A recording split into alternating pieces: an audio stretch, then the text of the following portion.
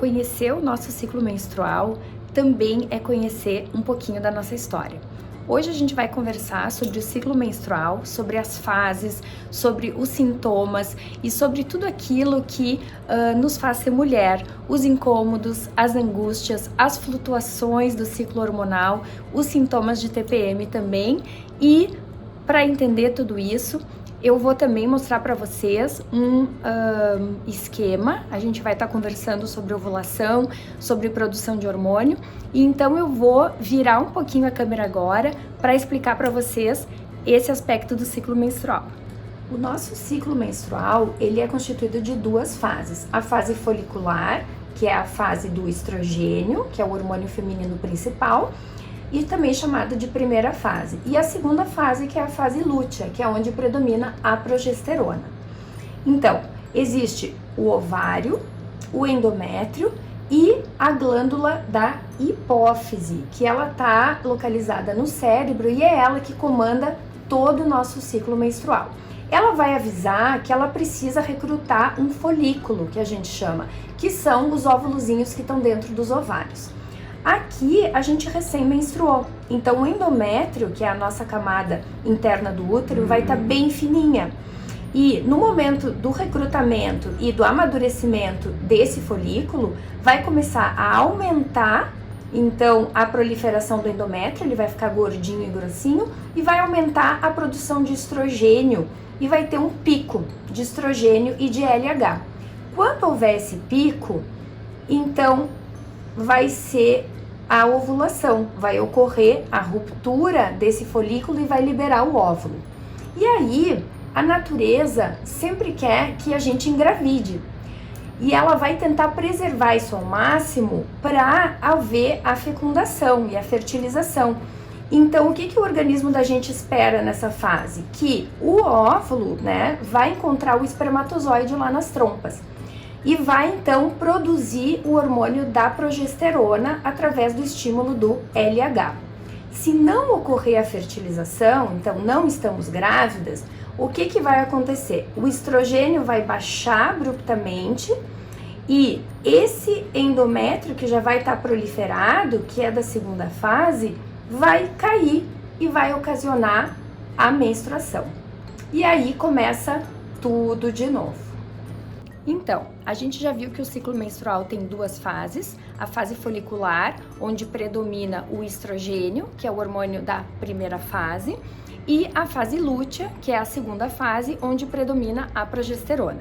E dependendo da fase que a gente está do ciclo menstrual, a gente vai ter ou experimentar determinados sintomas, como as dores de cabeça, as cefaleias, a retenção de líquido, o inchaço, as cólicas e as alterações do humor, que são tão importantes e que às vezes incomodam tanto na segunda fase, na chamada TPM. Nenhuma mulher é igual a outra, não é mesmo?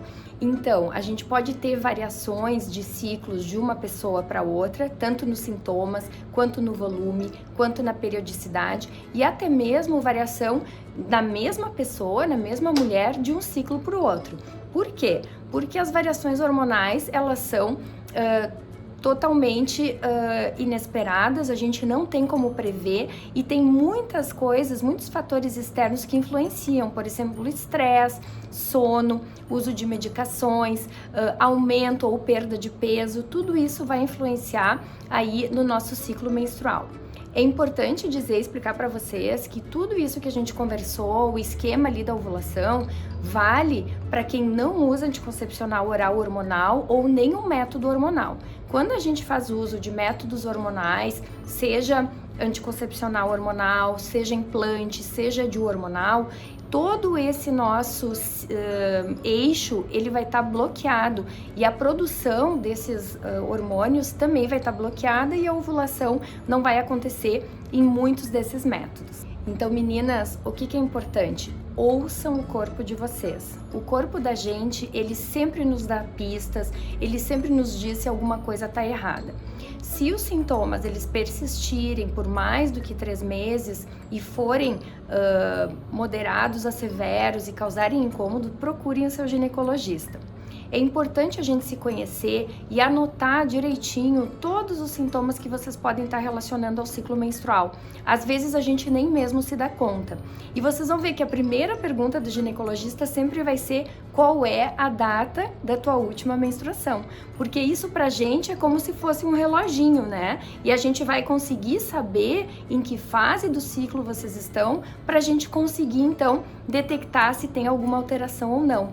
Então é importante prestar atenção no ciclo, não só nos sintomas de TPM, mas também na regularidade, né, a frequência que está vindo, quantos dias ele dura, se tem alteração dessa frequência, se o volume está muito intenso, se as cólicas estão intensas e se está tendo mudança do padrão do que era antes. Então isso é bem importante e leva tudo anotadinho que o ginecologista vai agradecer. Então era esse o recado que eu queria deixar. Prestar atenção na delicadeza do corpo feminino, como é bonito todo esse ciclo menstrual e quanta coisa boa também pode trazer pra gente.